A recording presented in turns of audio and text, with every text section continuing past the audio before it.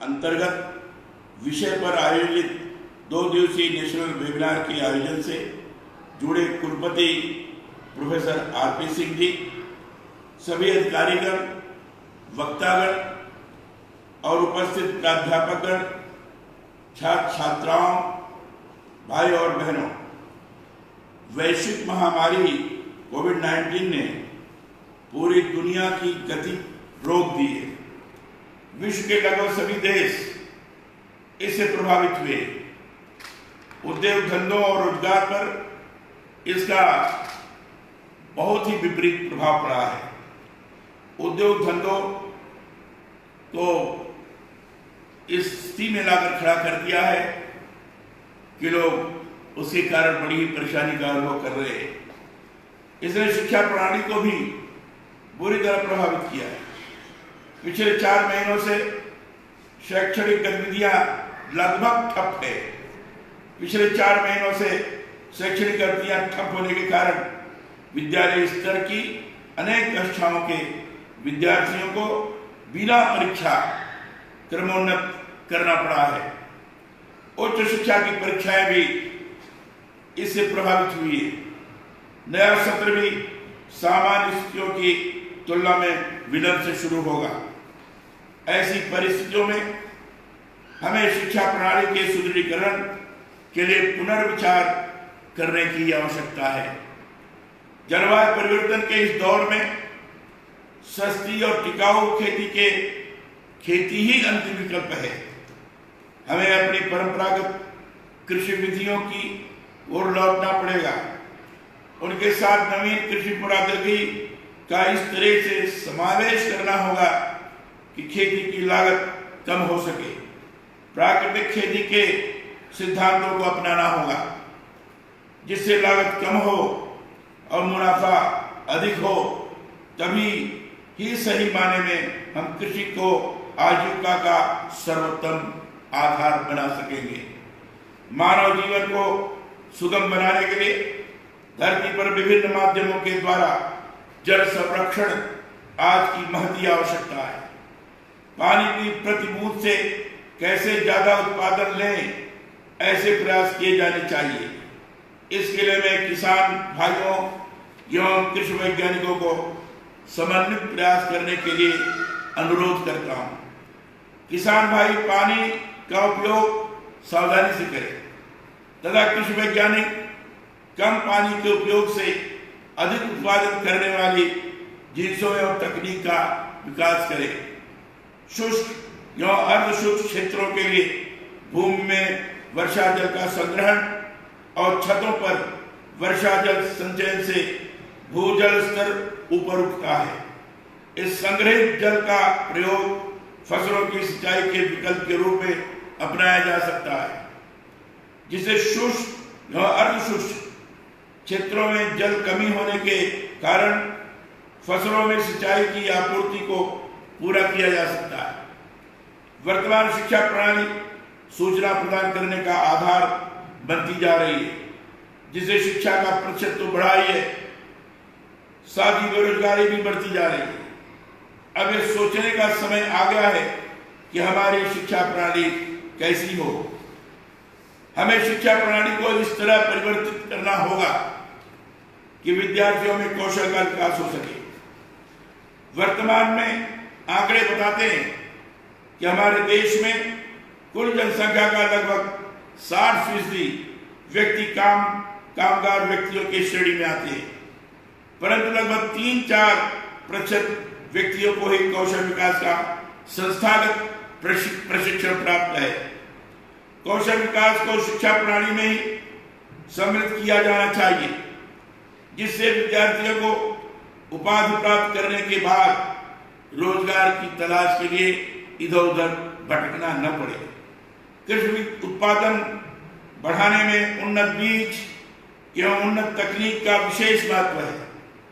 आवश्यकता इस बात की है कि तकनीक का स्थानांतरण त्वरित गति से, लेकिन किसान के समझने योग्य तरीके से ही की जानी चाहिए। वर्तमान के आधुनिक दौर में सूचना संचार तकनीकी का विशेष महत्व है। आज सभी व्यक्तियों के पास मोबाइल है, इंटरनेट है, ईमेल इत्यादि का प्रयोग बढ़ रहा है। वर्तमान में कृषि शिक्षा सुदृढ़ीकरण करने के लिए कृषि शिक्षा में प्रबंधन पाठ्यक्रम को शामिल करना चाहिए, ताकि कृषि स्नातक अपना कृषि आधारित उद्योग भी स्थापित कर सके, कई अन्य बेरोजगारों को भी रोजगार दे सके।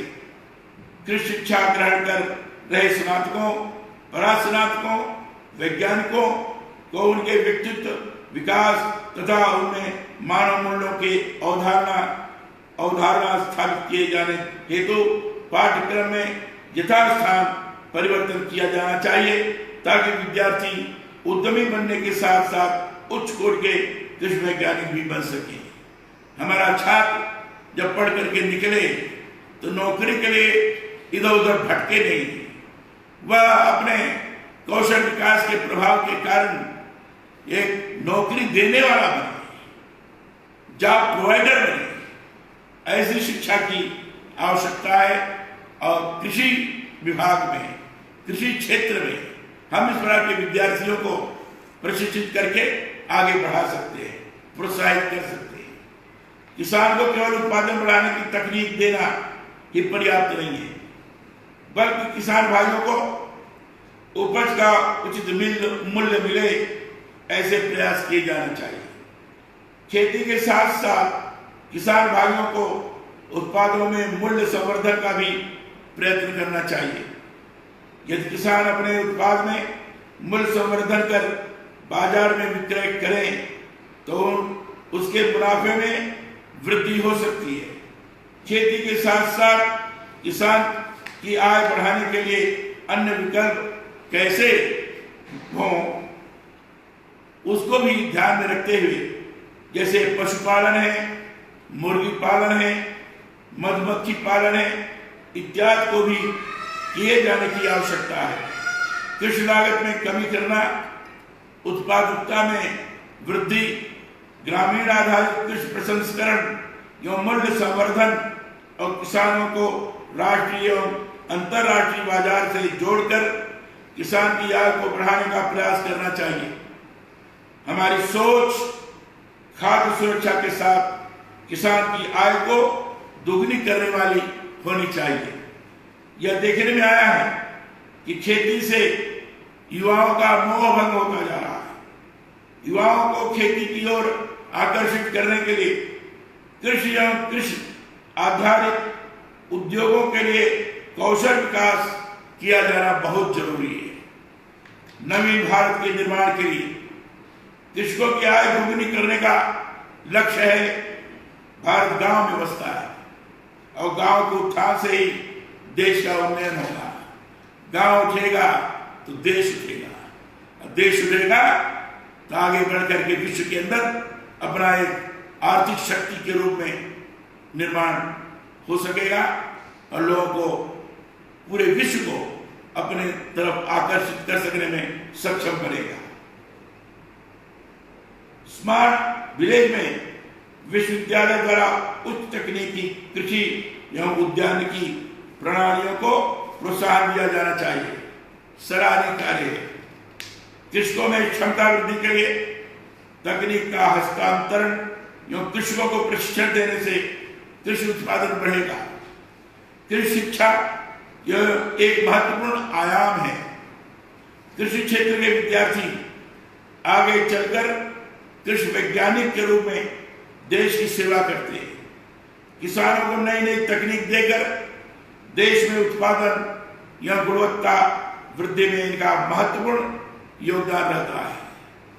इसलिए कृषि विज्ञान केंद्र जगह जगह स्थापित होने के लिए हमने इस बात पर बहुत जोर दिया था। जो अभी कृषि वैज्ञानिकों का एक सम्मेलन हुआ था, प्रशिक्षण हुआ था, 2 जगह मुझे जाने का अवसर मिला था। मैंने उस पर ज्यादा जोर दिया था। इस समय अधिकाधिक कृषि संबंधित शोध की आवश्यकता है, जिस शोध के आधार पर किसानों को भी हम लाभान्वित कर सके, युवकों को भी कृषि संबंधित उद्योगों को विस्तारित करते हुए उनको समायोजित कर सके, ताकि आत्मनिर्भरता स्वाभाविक रूप से उनके अंदर निर्माण हो। कोविड-19 जैसी परिस्थिति में भी कृषि विद्यार्थियों को शिक्षा के पर्याप्त अवसर मिलने चाहिए।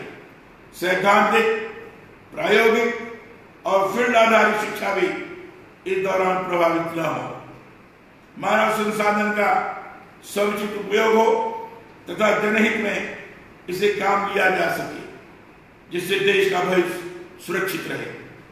प्रसन्नता की बात है कि स्वामी केशवानंद राजस्थान कृषि विश्वविद्यालय द्वारा इस दिशा में सतत कार्य किया जा रहा है।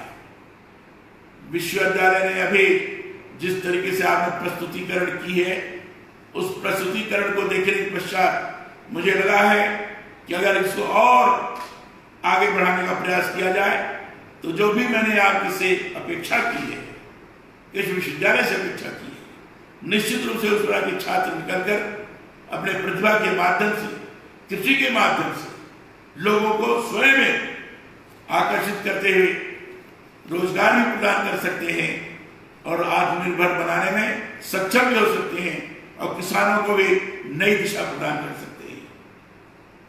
विश्वविद्यालय द्वारा ऑनलाइन अध्ययन अध्यापन के साथ कुलपति कृषक ई संवाद और कुलपति विद्यार्थी ई संवाद, किसानों के लिए ऑनलाइन प्रशिक्षण, वेबिनार, ई बैठकें जैसी शुरुआत की गई है। आज के चुनौतीपूर्ण दौर में इसके अच्छे परिणाम देखने को मिलेंगे। मैं आशा करता हूं कि विश्वविद्यालय कृषि और कृषक कल्याण की भावना के साथ सतत रूप से ऐसे कार्य करता रहेगा। मुझे आशा है कि लक्षित वर्ग को इस वेबिनार का भरपूर लाभ मिलेगा। कृषि विद्यार्थियों के व्यवहारिक जीवन से में यह चर्चा लाभदायक होगी। वेबिनार के सफल आयोजन की मैं कामना करता हूं। स्वामी विवेकानंद, स्वामी केशवानंद राजस्थान कृषि विश्वविद्यालय के कुलपति ने, आरपी सिंह जी ने ये जो आयोजना की है और जिसमें बहुत अच्छे वक्तागण भी उपस्थित थे, कृषि के बारे में जिन्होंने विशेष रुचि दिखाकर नए नए अनुसंधान के माध्यम से किसानों को आगे बढ़ने के लिए प्रेरित किया है। कृषि वैज्ञानिकों के माध्यम से युवकों को आगे बढ़ाने में जिन्होंने प्रोत्साहन उनको प्रदान किया है। इस प्रकार का आज के वेबिनार के माध्यम से कोई निष्कर्ष निकाल कर एक दिशा प्रदान कर सके कृषि युवकों को भी और किसानों को भी, तो निश्चित रूप से मैं कह सकूंगा कि नए भारत के निर्माण में आज कृषि के बारे में आधुनिकतम तरीके से सोचते हुए नए शोध के आधार पर हम देश को आगे बढ़ाने की दिशा में प्रयास कर रहे हैं, ये कहा जा सकेगा। यह मेरी शुभकामना है कि सफल हो।